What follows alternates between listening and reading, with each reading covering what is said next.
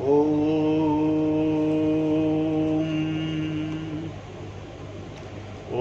भूर्भुवः स्वः तत्सवितुर्वरेण्यं भर्गो देवस्य धीमहि धियो यो न प्रचोदयात्। ॐ सहना भवतु सहनौ भुनक्तु सह वीर्यं करवावहै तेजस्विनावधीतमस्तु मा विद्विषावहै। ॐ शान्ति शान्ति शान्तिः। श्रुतिस्मृतिपुराणानाम् आलयं करुणालयं नमामि भगवद्पाद शङ्करं लोकशङ्करं शङ्करं शङ्कराचार्यं केशवं बादरायणं सूत्रभाष्यकृतौ वन्दे भगवन्तौ पुनः पुनः। ॐ त्वमेव माता च पिता त्वमेव बन्धुश्च सखा त्वमेव विद्या द्रविणं त्वमेव सर्वं मम देव देव। ओम गुरुदेव भगवान शिव शंकर भोलेनाथ कैलाशपति महाराज की जय। भगवान व्यास जी महाराज की जय। शंकराचार्य भगवान की जय। स्वामी चिन्मयानंद भगवान की जय। स्वामी दयानंद भगवान की जय। स्वामी प्रभुदानंद भगवान की जय। स्वामी शुद्धानंद भगवान की जय। साधवी आनंद ज्योति जी की जय। माता पिता की जय। सभी गुरु देवताओं की जय। सभी गुरु देवताओं की जय। सभी गुरु देवताओं की जय। श्री कृष्ण गोविंद हरे मुरारी। श्री कृष्ण शरणं मम। श्री कृष्ण शरणं मम। श्री कृष्ण शरणं मम। देव ऋषि नारद भगवान की जय। श्री सूत जी महाराज की जय। शौनक आदि ऋषियों की जय। भगवान व्यास जी महाराज की जय। शुकदेव भगवान की जय। शंकराचार्य भगवान की जय। स्वामी चिन्मयानंद भगवान की जय। स्वामी दयानंद भगवान की जय। स्वामी प्रभुदानंद भगवान की जय। माता पिता की जय। सभी गुरु देवताओं की जय। सभी गुरु देवताओं की जय। श्री कृष्ण गोविंद हरे मुरारी। हे नाथ नारायण वासुदेवा। श्री कृष्ण गोविंद हरे मुरारी। हे नाथ नारायण वासुदेवा। श्रीमद् भागवत कथा चतुर्थ स्कंध 29वां अध्याय 29th वर्ष। पुरंजनोपाख्यान का तात्पर्य। जो अभी तक हमने कथा सुनी कही, उस कथा का तात्पर्य क्या है, ये इस अध्याय के अंदर समझाया जाएगा, जिसे हम समझने की पूरी कोशिश करेंगे। राजा प्राचीन बाही ने कहा, भगवान मेरी समझ में आपके वचनों का एक अभिप्राय पूरा नहीं आ रहा है। विवेकी पुरुष ही इनका तात्पर्य समझ सकते हैं, हम कर्म मोहित जीव नहीं। श्री नारद जी ने कहा, राजन, पुरंजन नगर का निर्माता जीव है,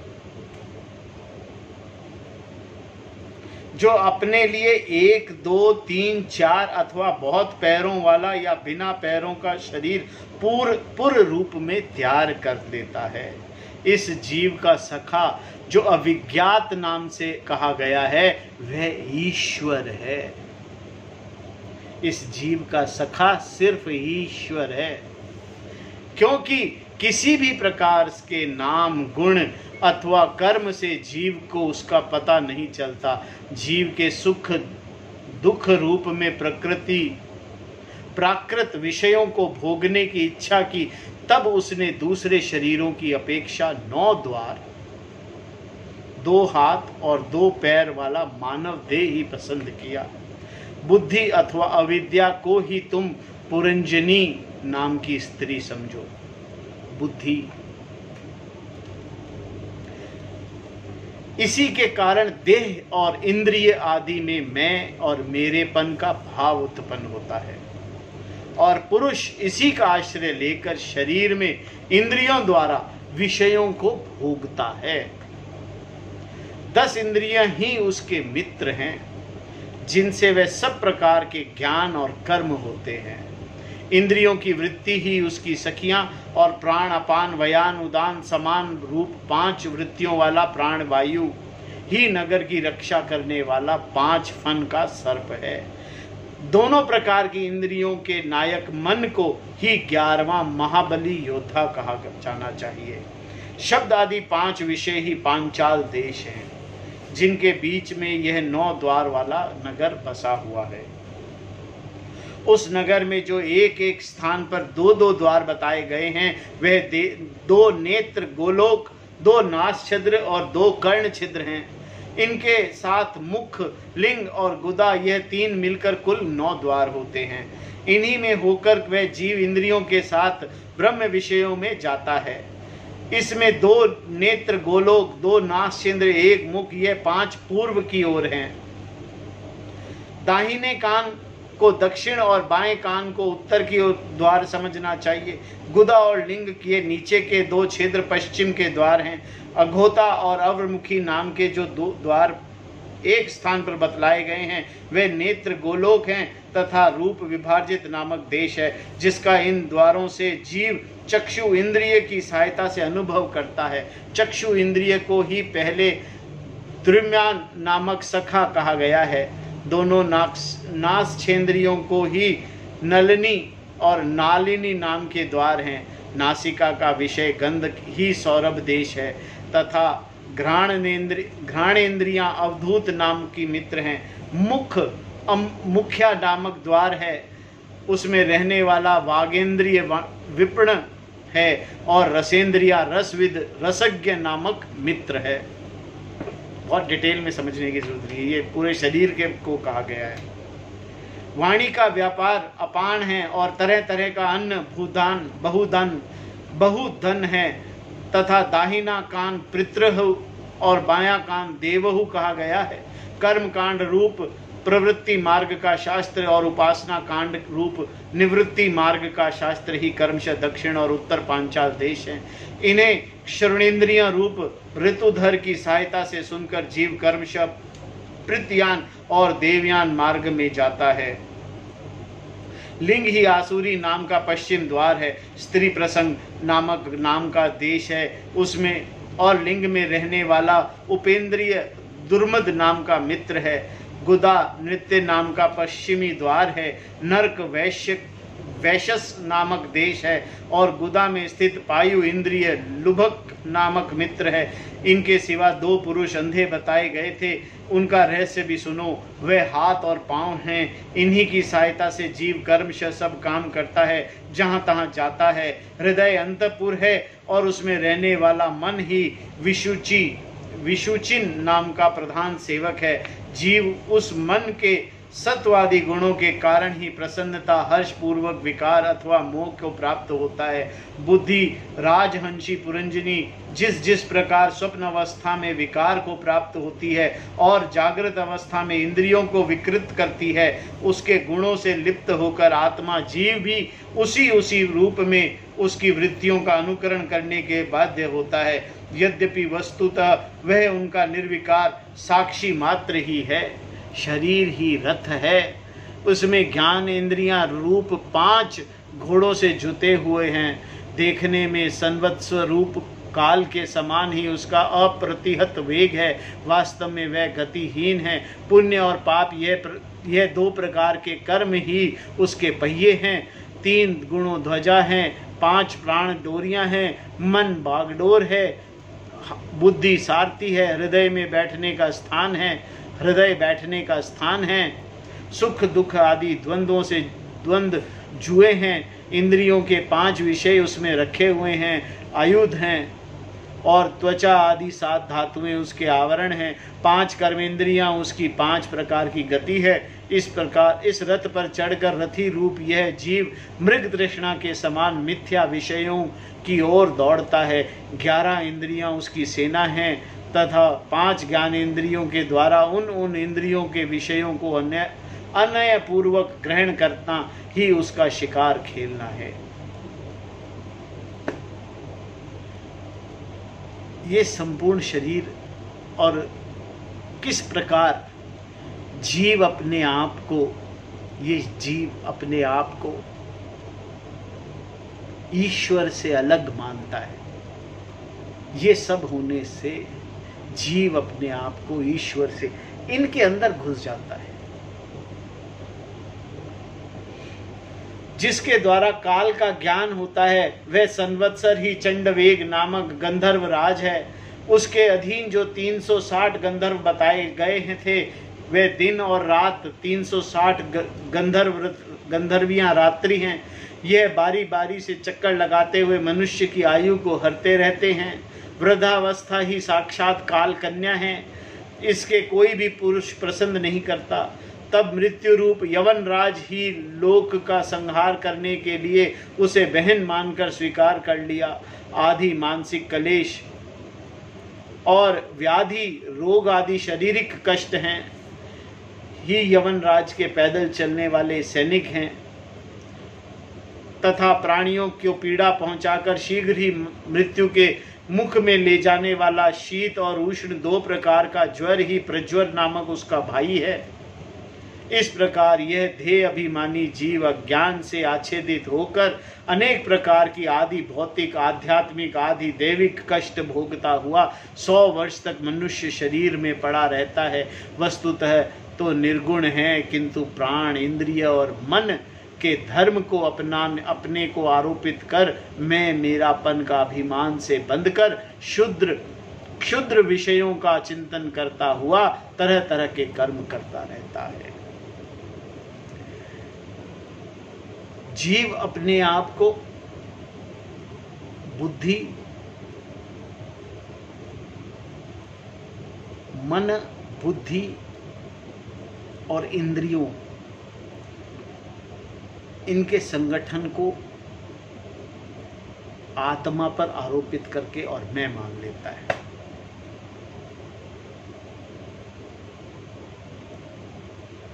और फिर मन जो है वो चलाता है और कहता है आत्मा।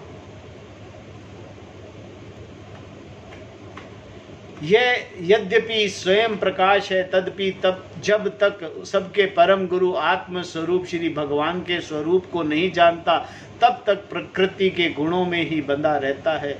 उन गुणों का अभिमानी होने से यह विवश होकर सात्विक, रजस और तमस कर्म करता रहता है तथा कर्मों के अनुसार भिन्न भिन्न योनियों में जन्म लेता है। वह कभी तो सात्विक कर्मों के द्वारा प्रकाश बाहुल स्वर्ग आदि लोक प्राप्त करता है, कभी राजसी कर्मों के द्वारा दुखमय रजोगुणी लोक में जाता है जहां उसे तरह तरह के कर्मों का कलेश उठाना पड़ता है, और कभी तमोगुणी कर्मों के द्वारा शोक बाहुल तमोमय योनियों में जन्म लेता है। इस प्रकार अपने कर्म और गुणों के अनुसार देव योनि, मनुष्य योनि अथवा पशु पक्षी योनि में जन्म लेकर वह अज्ञानांध जीव कभी पुरुष, कभी स्त्री और कभी नपुंसक होता है। जिस प्रकार बेचारा भूख से व्याकुल कुत्ता दर दर भटकता है, अपने प्रारब्ध अनुसार कहीं डंडा खाता है, कहीं भात खाता है, इसी प्रकार यह जीव चित्त में नाना प्रकार की वासनाओं को लेकर ऊंचे नीचे मार्ग से ऊपर नीचे अथवा मध्य के लोकों में भटकता हुआ कर्मानुसार सुख दुख भोगता रहता है।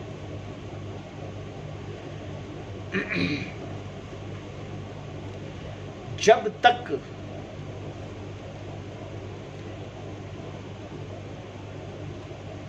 जीव अपने आप को जीव समझता रहता है,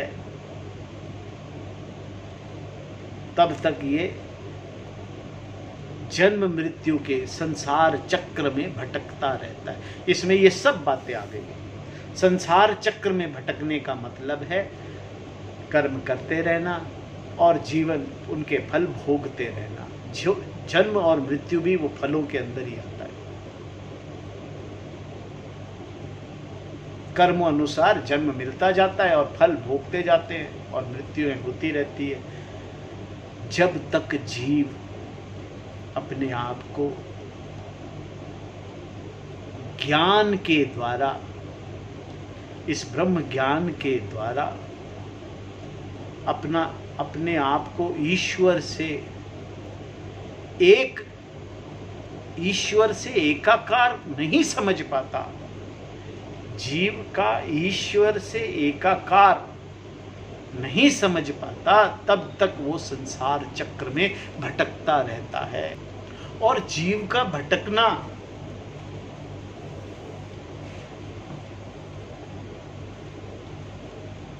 सिर्फ ज्ञान द्वारा ही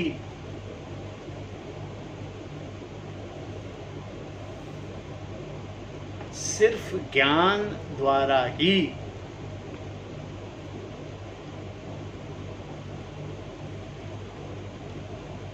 मुक्त हो सकता है। मुक्त हो सकता है मतलब भटकना खत्म हो सकता है। इस संसार चक्र से मुक्त होना, इस संसार चक्र के में भटकने से मुक्त होना सिर्फ ज्ञान के द्वारा। ज्ञान का मतलब है ईश्वर से एकाकार हो जाना।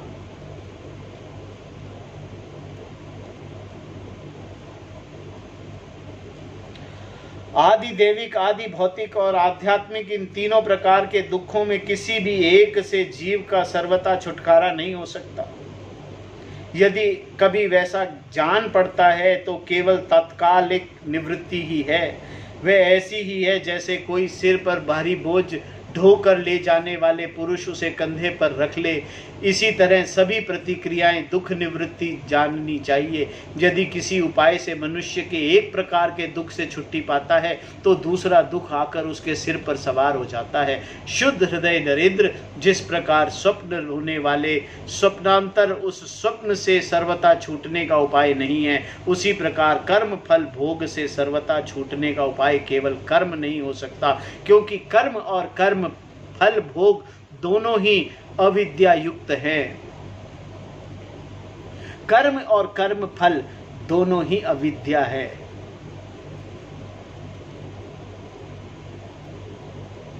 मुक्ति कर्मों से निवारण नहीं है, कर्म फल से भी निवारण नहीं है। मुक्ति सिर्फ ज्ञान है।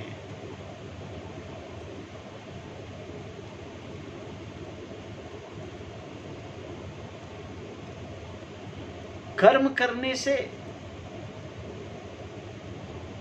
सही कर्म करने से कर्म योग कर सकते हैं, कर्म योग बनाया जा सकता है। कर्मों को कर्म योग में परिवर्तित करा जा सकता है। कर्म योग से विवेक बुद्धि होती है, विवेक बुद्धि अंतःकरण शुद्धि होती है, अंतःकरण शुद्धि से विवेक बुद्धि होती है। पर कर्म से और कर्म फल से ज्ञान नहीं हो सकता। ज्ञान तो सिर्फ और सिर्फ अध्ययन से होगा, शास्त्रों से होगा, शास्त्र अध्ययन से होगा। कर्म में, यहाँ पर कर्म में सब कुछ इंक्लूड है। सब कुछ का मतलब यहाँ तक कि भक्ति और अन्य यज्ञ याग आदि भी, पूजा व्रत तप यज्ञ सब कुछ कर्म है और कर्म फल के लिए है।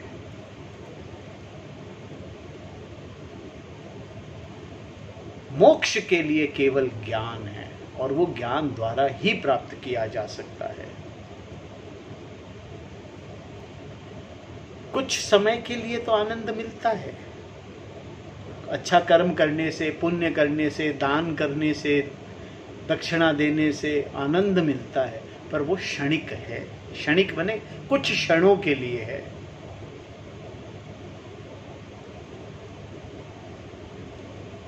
परमानेंट नहीं है।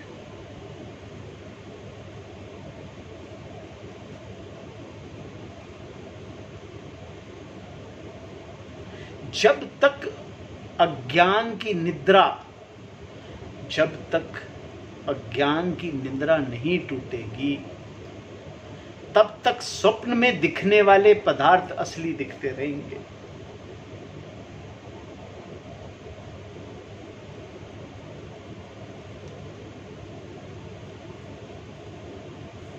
और अज्ञान की निद्रा कैसे टूटेगी? सिर्फ ज्ञान के द्वारा, दूसरा कोई रास्ता नहीं है। कोई कथा, कोई कहानी, कोई यज्ञ, कोई तरह का कोई स्वर्ग, कोई कहीं कुछ, कोई रास्ता नहीं है। सिर्फ ज्ञान ही मुक्ति का रास्ता है।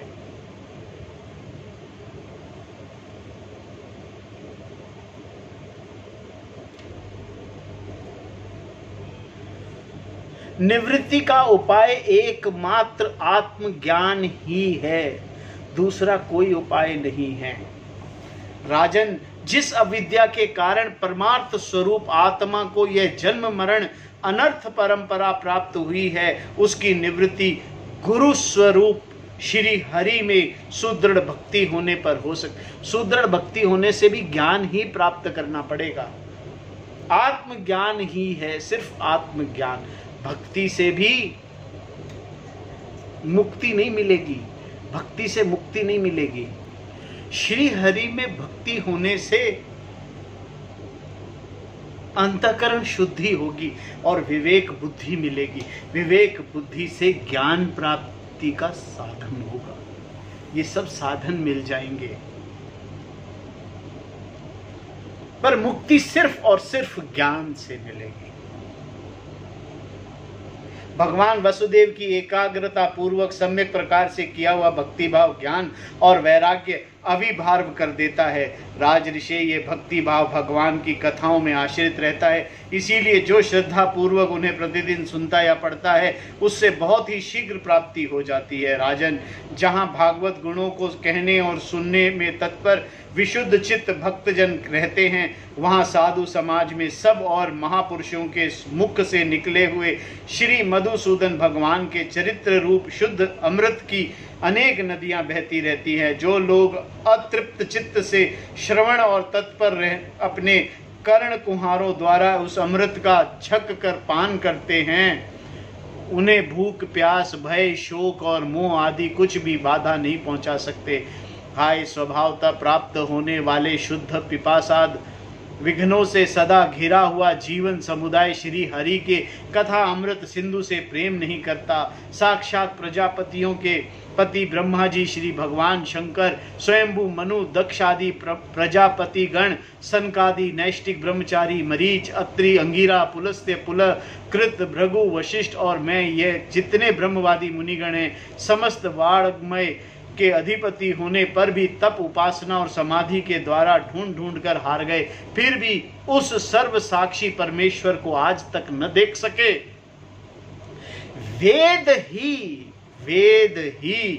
वेद का यहाँ मतलब शास्त्रों से है। शास्त्र ही अत्यंत विस्तृत है, उनका पार पाना हंसी खेल नहीं है। अनेकों महानुभवों उसकी आलोचना करके मंत्रों में बताए हुए वज्रहस्तवादी गुणों से युक्त इंद्र आदि देवताओं के रूप में भिन्न भिन्न कर्मों के द्वारा यद्यपि उस परमात्मा का ही यजन करते हैं, तथापि उसके स्वरूप को वे भी नहीं जानते। हृदय में बार बार चिंतन किए जाने पर भगवान जिस समय जिस जीव पर कृपा करते हैं, उसी समय लौकिक व्यवहार एवं वैदिक कर्म मार्ग की बुद्ध मूल आस्था से छुट्टी पा जाता है। हे भीष्मने, तुम इन कर्मों को परमार्थ बुद्धि मत करो, कर्मों में बुद्धि को वेस्ट मत करो। ये सुनने में ही प्रिय जान पड़ते हैं, परमार्थ का तो स्पर्श भी नहीं करते। ये जो परमार्थवत दिख पड़ते हैं, इनमें केवल अज्ञान ही कारण है। जो मलिन मति कर्मवादी लोग वेद के कर्म पर का बताते हैं, कर्मवादी लोग वेद को कर्म परक बताते हैं, वे वास्तव में उसका मर्म नहीं जानते। वेदों में ना दो कांड है, एक है कर्म कांड और एक है ज्ञान कांड। कर्म कांड को विस्तार बहुत बड़ा है। ये कर्म करो ये मिलेगा, ये कर्म करो ये मिलेगा, ये कर्म करने से ये होगा, ये कर्म करने से धन प्राप्त होगा, पुत्र कामेष्ठी यज्ञ करने से पुत्र प्राप्त होगा। ये सब कर्म के अंदर अधीन है। कर्म करना जरूरी है और कर्म भी कर्म योग भगवान को समर्पित करते हुए करना। पर सब कर्म सिर्फ साधन है, कर्म सिर्फ साधन है ज्ञान के। ज्ञान कांड में ये बात स्पष्ट रूप से बताई गई है कि कर्म जो है वो ज्ञान का साधन है, क्योंकि ये शरीर भी साधन है। और इस ये शरीर का स्वस्थ रहना, बुद्धि का स्वस्थ रहना, विवेक बुद्धि होनी जरूरी है। सारी इंद्रियां ठीक होनी जरूरी है। इंद्रियां होंगी जभी तो हम शास्त्र पढ़ सकेंगे, इंद्रिया श्रोत्र इंद्री सही होगी जभी शास्त्र सुन सकेंगे, शास्त्र बोल सकेंगे। कहीं दर्द नहीं होना चाहिए, वरना दर्द में आए करते रहेंगे। इसीलिए वेदांत में जो कर्म कांड है वो विस्तार है, 80% कर्म कांड है, 20% ज्ञान है, ज्ञान कांड है। ज्ञान के अंदर ही ये सब विस्तृत से बताया जाता है कि कर्म जो है वो साधन है। इसका कारण यही है कि वह अपने स्वरूप भूत लोक आत्म तत्व को नहीं जानते, जहां साक्षात श्री जनार्दन भगवान विराजमान हैं। पूर्व की ओर अग्रभाग वाले कुशाओं से संपूर्ण भूमंडल को आच्छादित करके अनेकों पशुओं का वध करने से तुम बड़े कर्म भामिनी और उद्वत हो गए हो, किंतु वास्तव में तुम्हें कर्म या उपासना किसी का भी रहस्य नहीं पता। वास्तव में कर्म तो वही है जिससे श्री हरि को प्रसन्न किया जा सके। कर्म वही है, श्री हरि को प्रसन्न किया जा सके का मतलब है श्री हरि को जाना जा सके। ज्ञान प्राप्त करना ही कर्म है। सही कर्म तो सिर्फ ज्ञान प्राप्त करना ही है, दूसरा कोई कर्म है ही नहीं। बाकी तो साधन है शरीर को ध्यान रखने के लिए। और विद्या भी वही है जिससे भगवान में चित्त लगे। श्री हरि संपूर्ण देहधारियों की आत्मा है, नियामक और स्वतंत्र कारण हैं, अतः उनके चरण तल ही मनुष्य का एकमात्र आश्रय हैं और उन्हीं से संसार में सबका कल्याण हो सकता है, जिससे किसी का अणुमात्र भी भय नहीं होता। वही जिस उसका प्रियतम आत्मा है। ऐसा जो पुरुष जानता है वही ज्ञानी है, और जो ज्ञानी है वही गुरु एवं साक्षात श्री हरि हैं। जब ज्ञानी होता है ना तो उसका श्री हरि के साथ एकाकार हो जाता है, ईश्वर के साथ एकाकार हो जाता है, वो ईश्वर हो जाता है। जो ज्ञानी है उसे कुछ और दिखता ही नहीं है, श्री हरि के सिवा कुछ दिखता ही नहीं है, तो वो श्री हरि से अलग नहीं हो सकता। सिर्फ श्री हरि ही श्री हरि दिखाई देते, ब्रह्मन ही दिखाई देता है, ब्रह्मन को ब्रह्मन ही दिखाई देता है। नारद जी कहते हैं, पुरुष श्रेष्ठ, यहाँ तक जो कुछ कहा गया है उससे तुम्हारे प्रश्न का उत्तर हो गया। अब मैं एक भली भांति निश्चित किया हुआ गुप्त साधन बताता हूँ, ध्यान देकर सुनो। पुष्प वाटिका में अपनी हिरणी के साथ विहार करता हुआ एक हिरण मस्त घूम रहा है। वह दूब आदि छोटे छोटे अंकुरों को चर रहा है। उसके कान भौरों के मधुर गुंजार में लग रहे हैं। उसके सामने ही दूसरे जीवों को मारकर अपना पेट पालने वाला भेड़िया ताक लगाए खड़े हैं। फिर पीछे से शिकार व्याध ने बींधने के लिए उस पर बाण छोड़ दिया, परंतु हिरण इतना बेसुध है कि उसे इसका कुछ पता ही नहीं है। एक बार इस हिरण की दशा पर विचार करो। राजन, इस रूप का आश्चर्य सुनो, इस कहानी का आश्चर्य सुनो। यह मृत प्राय हिरण तुम हो। तुम अपनी दशा पर विचार करो। पुष्पों की तरह ये स्त्रियां केवल देखने में सुंदर हैं। यहां स्त्रियों का मतलब प्लीज समझें ध्यान से। स्त्री का मतलब स्त्री जाति से नहीं है, स्त्री का मतलब वासनाओं से है, वासनाओं से। किसी एक स्त्री से नहीं है।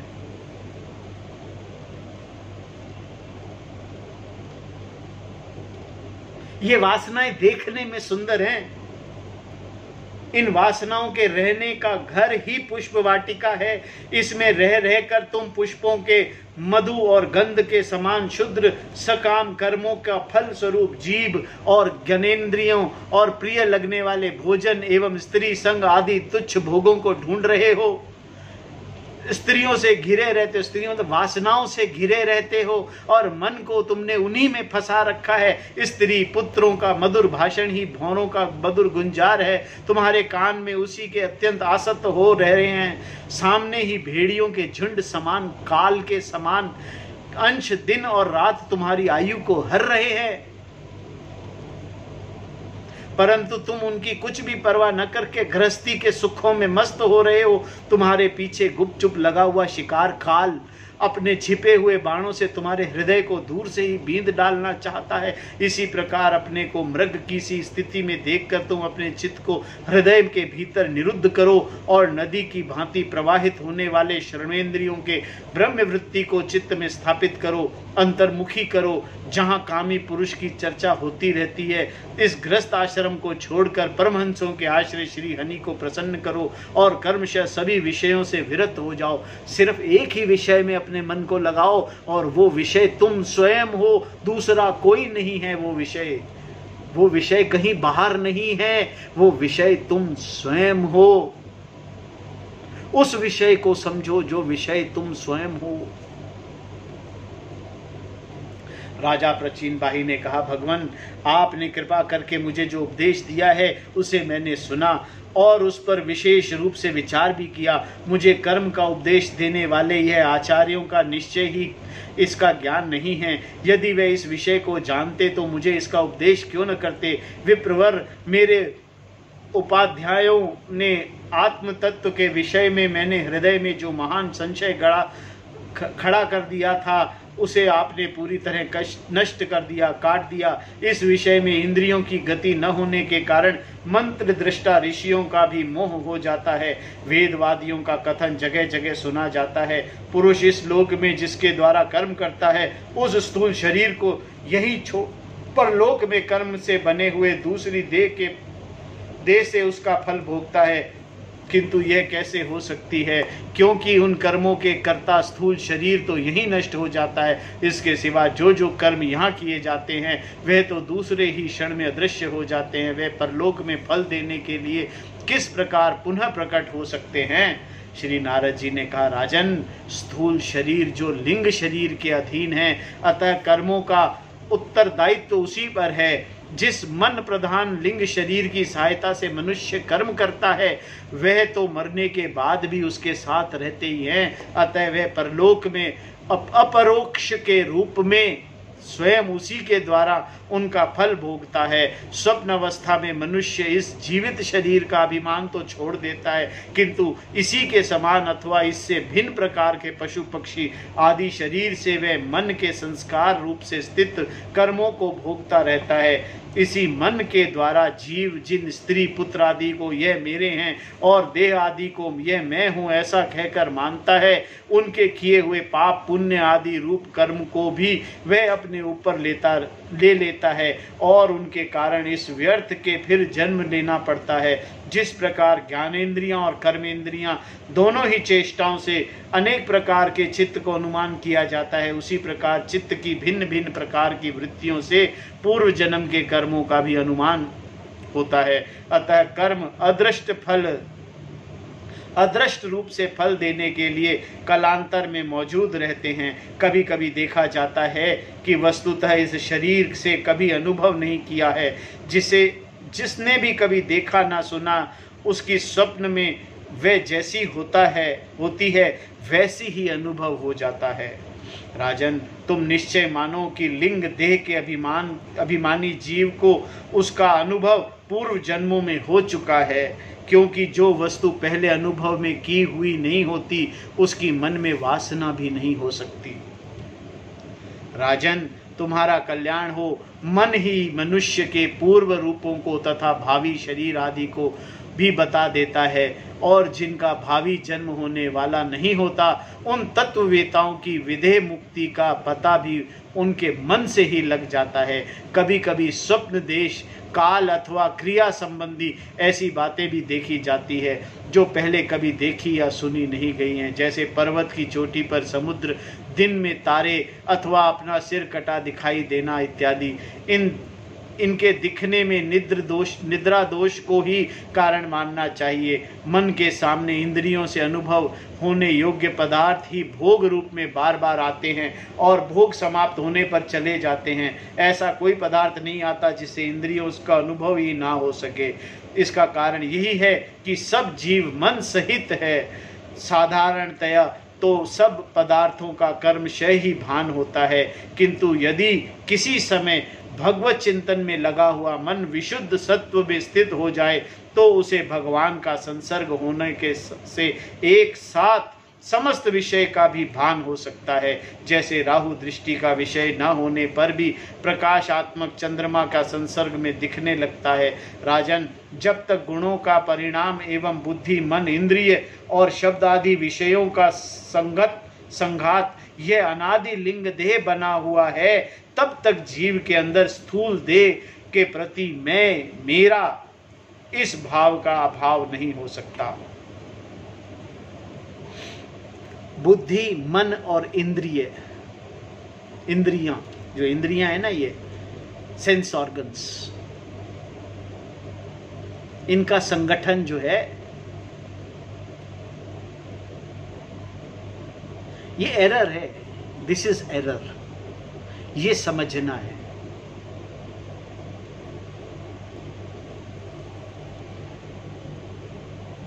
ये संगठन ही एरर है।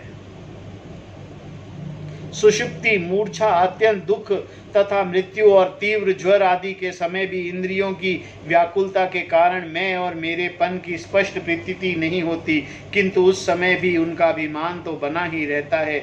जिस प्रकार अमावस्या की रात्रि में चंद्रमा रहते हुए भी दिखाई नहीं देता, उसी प्रकार युवावस्था में स्पष्ट प्रतीत होने वाला एकादश इंद्रिय विष्ट लिंग शरीर गर्भावस्था और बाल्यकाल में रहते हुए भी इंद्रियों का पूर्ण विकास न होने के कारण प्रतीत नहीं होता।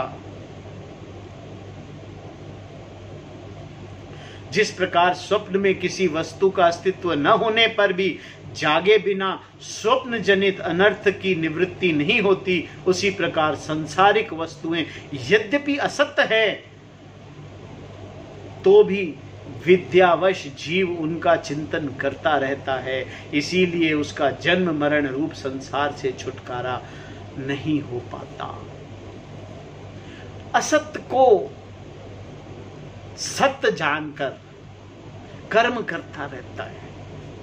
असत्य को, ये जो मन, बुद्धि और सेंस ऑर्गन, इंद्रियां हैं, इनको सत्य मान लेता है।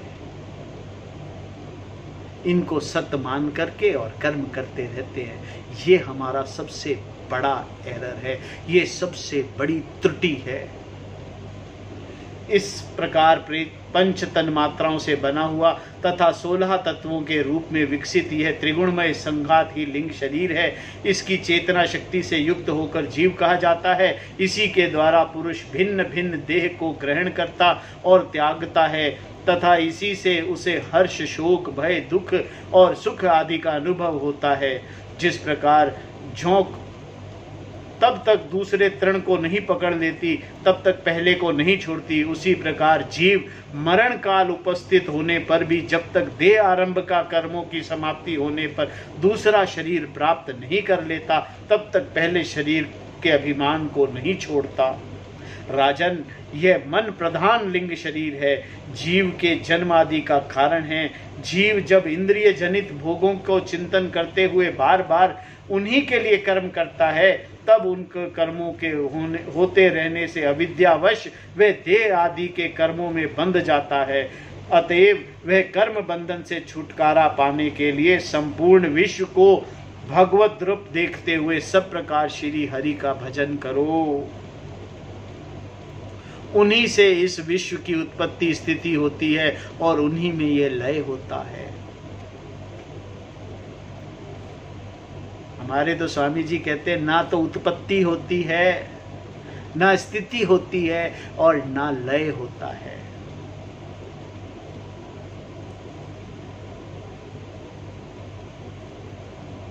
सिर्फ ब्रह्म है। ना उत्पत्ति है, ना लय है, ना स्थिति है, कुछ नहीं है। संपूर्ण रूप से ब्रह्मन है। श्री मैत्रेय जी कहते हैं, विदुर जी, भक्त श्रेष्ठ श्री नारद जी ने राजा प्रचिनब्राही को जीव और ईश्वर के स्वरूप दिग्दर्शन कराया। फिर वे उनसे विदा लेकर सिद्ध लोक में चले गए। तब राज ऋषि प्रचिनबाई ने भी प्रजा पालन का भार अपने पुत्रों को सौंपकर तपस्या करने के लिए कपिला आश्रम को चले गए। वहां वीरवर ने समस्त विषयों की आसक्ति छोड़ एकाग्र मन से भक्ति पूर्वक श्री हरि के चरण कमलों का चिंतन करते हुए सारूप याद पद प्राप्त किया। निष्पाप विदुर जी देवऋषि नारद जी के मोक्ष परोक्ष रूप से कहे हुए इस आत्मज्ञान को जो पुरुष सुनेगा या सुनाएगा वह शीघ्र ही लिंग देह के बंधन से छूट जाएगा। देव ऋषि नारद के मुख से निकला हुआ यह आत्मज्ञान भगवान मुकुंद के यश से संबंध होने के कारण त्रिलोकी को पवित्र करने वाला, अंतकरण का शोध तक परमात्म पद के प्रकाशित करने वाला है। जो पुरुष इसकी कथा सुनेगा वह समस्त बंधनों से मुक्त हो जाएगा और फिर उसे संसार चक्र में नहीं भटकना पड़ेगा। विदुर जी गृहस्थाश्रमी पुरंजन के स्वरूप के परोक्ष रूप में कहा हुआ यह अद्भुत आत्मज्ञान मैंने गुरु जी की कृपा से प्राप्त किया था। इसका तात्पर्य समझ लेने से बुद्धि युक्त जीव देह अभिमान निवृत्त हो जाता है तथा उसका परलोक में जीव किसी प्रकार का कर्म का फल भोगता है। यह संयश भी मिट जाता है, यह सयश मिट जाता है। ओम नमो भगवते वासुदेवाय। ये 29वां अध्याय आज संपूर्ण हुआ। अब प्रेषिताओं और श्री भगवान विष्णु का वरदान होगा और आगे की कथा चतुर्थ स्कंद का समापन होगा। ये हम कल करेंगे। आज की कथा को हम यहीं विराम देते हैं। ओम नमो भगवते वासुदेवाय। ओम नमो भगवते वासुदेवाय। आरती अति पावन पुराण की, धर्म भक्ति विज्ञान खान की। आरती अति पावन पुराण की, धर्म भक्ति विज्ञान खान की। महापुराण भागवत निर्मल शुक मुख विगलित निगम कल्प फल, परमानंद सुधा रसमय कल लीलारति रस रस निधान की। आरती अति पावन पुराण की, धर्म भक्ति विज्ञान खान की। कलिमल मथनि त्रिताप निवारिणी, जन्म मृत्युमय भव भयहारिणी। सेवत सतत सकल सुखकारिणी, सौमौषधि हरिचरित गान की। आरती अति पावन पुराण की, धर्म भक्ति विज्ञान खान की। विषय विलास विमोह विनाशिनी, विमल विराग विवेक विकाशिनी। भगवत तत्व रहस्य प्रकाशिनी, परम ज्योति परमात्म ज्ञान की। आरती अति पावन पुराण की, धर्म भक्ति विज्ञान खान की। परम हंस मुनि मन उल्लासिनी, रसिक हृदय रस रास विलासिनी। भुक्ति मुक्ति रति प्रेम सुदासिनी, कथा किंचन प्रिय सुजान की। आरती अति पावन पुराण की, धर्म भक्ति विज्ञान खान की। आरती अति पावन पुराण की, धर्म भक्ति विज्ञान खान की। ओम नमो भगवते वासुदेवाय। ओम नमो भगवते वासुदेवाय। ओम पूर्णमदः पूर्णमिदं पूर्णात् पूर्णमुदच्यते, पूर्णस्य पूर्णमादाय पूर्णमेवावशिष्यते। ओम शांति शांति शांतिः। ओम नमो भगवते वासुदेवाय। ओम गुरुभ्यो नमः। हरि ओम तत्सत। श्रीमन्नारायण नारायण नारायण, भजमन नारायण नारायण नारायण। श्रीमन्